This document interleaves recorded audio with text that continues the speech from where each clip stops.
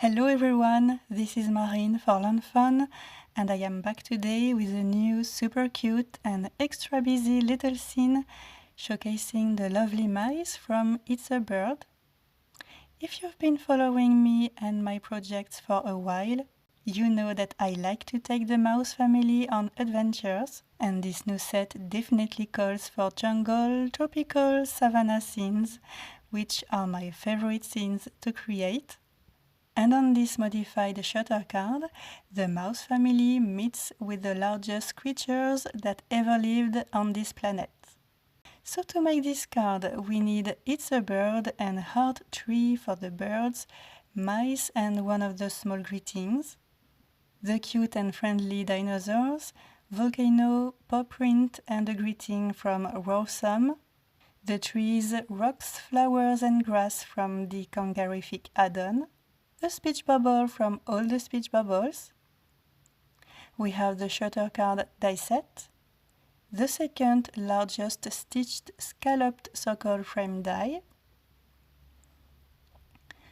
and the second largest small stitched circle stackable die, and those two papers from the Bitsy Blooms 6x6 paper pack. So I am going to start with the coloring. As always, I stamped my images on Neenah Solar White cardstock using Learn Fun Jet Black ink.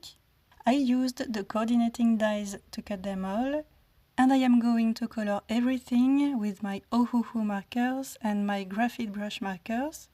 Obviously, lots of greens and browns for the trees and mice, neutrals for the dinosaurs, and some pops of colors with the flowers, birds, and volcano.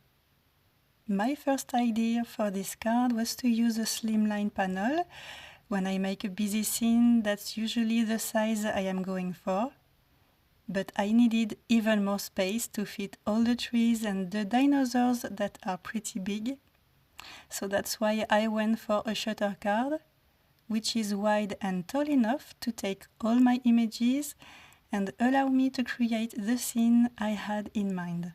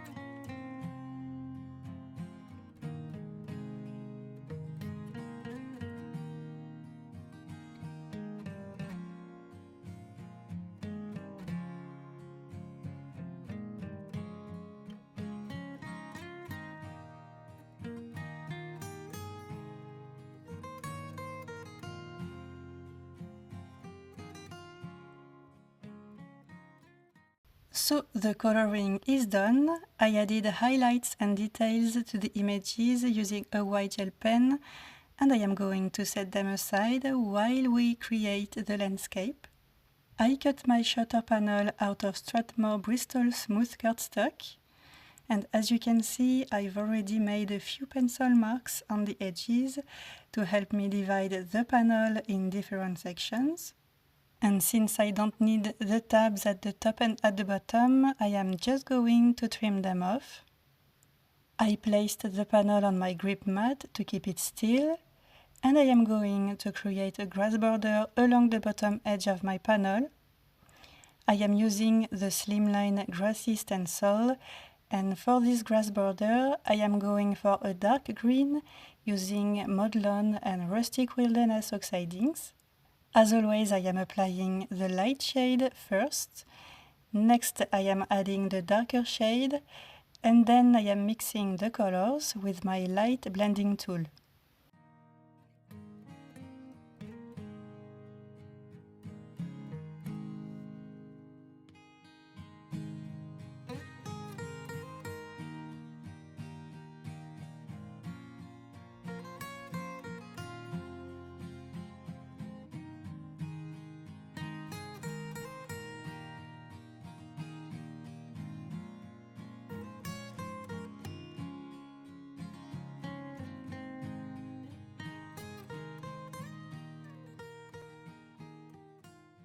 Right above the grass border, we are going to create a hill border using a Slimline hillside stencil. And to bring contrast and more interest, I am going for a lighter green combination using shabby shutters and mowed lawn oxidings.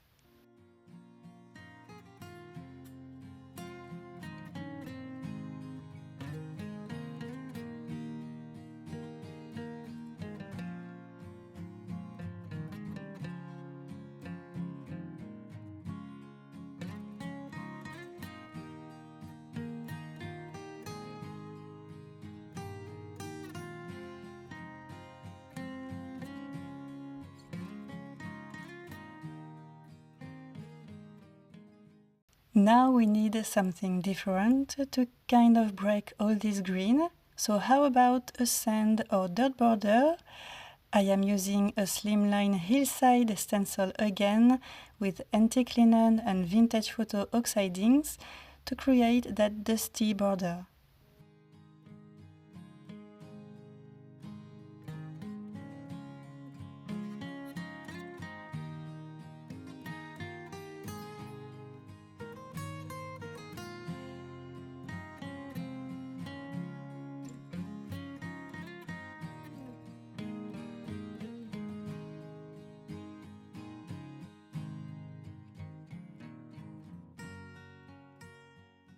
Right above that sand border, I am going to add one more grass border following the same curves as the sand border.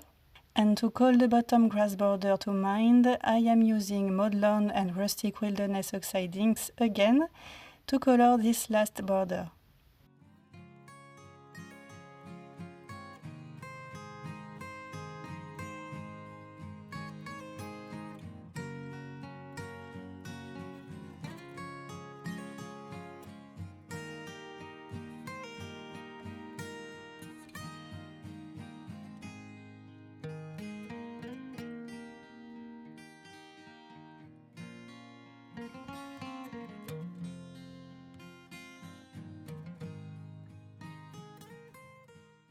Now we need to create the sky, and I am going to use my go-to and favorite combination to do that.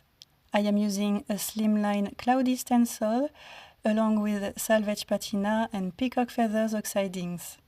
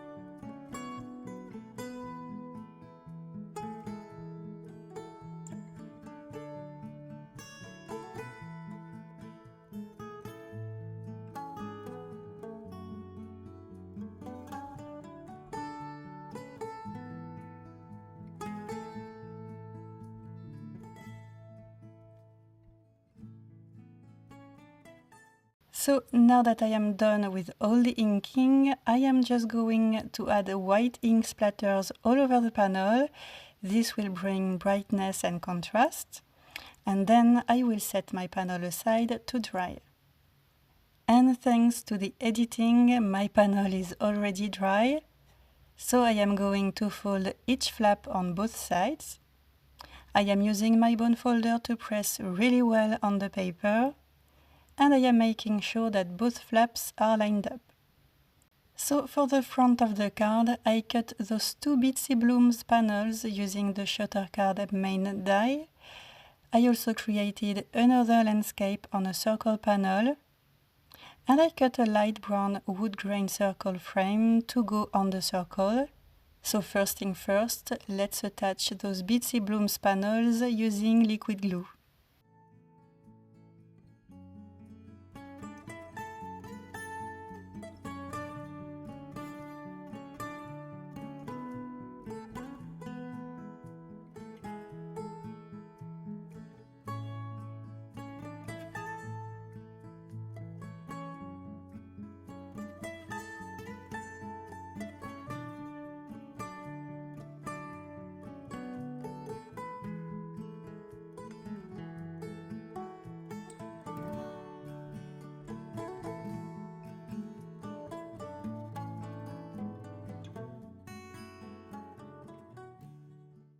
To keep the card closed, I cut those two stripes out of textured cardstock. I added double-sided tape on the tabs. I am folding those tabs really well with my bone folder. I am going to assemble both stripes, just like so, and then wrap them around my shutter card and attach the remaining tab to create a sleeve to slide my panel in and out. Now we can stick the circle panel right in the middle of the sleeve and then the scalloped circle frame on the circle using liquid glue again. And one more thing before we attach the images. I cut two more Bitsy Blooms panels using another die from the shutter card die set. This will add more interest to the front of the card, but in a subtle way with a tone-on-tone look. And now it is my favorite part of the process. I am going to stick all the images using 1mm and 2mm foam squares mostly. First, I am attaching some images on the circle with the cute mouse looking for the way to the dinosaurs. And then I will fill the inside of the shutter panel with all the other images. And to make sure that my shutter card can close easily, I will make sure to keep the images away from the folds.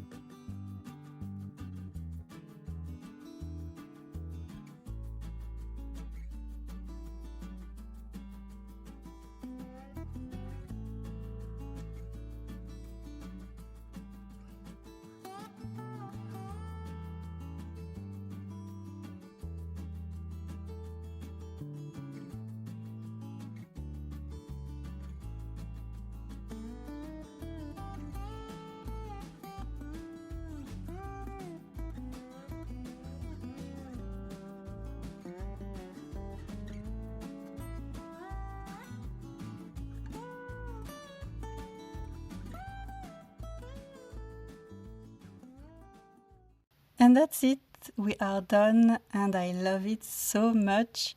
I love how the front of the card with that paw print sign gives you a hint to what you will find on the inside. I really love the final result and I hope that you enjoyed this video. Thank you so much for stopping by. Have a Dino-mite day and see you next time. Bye!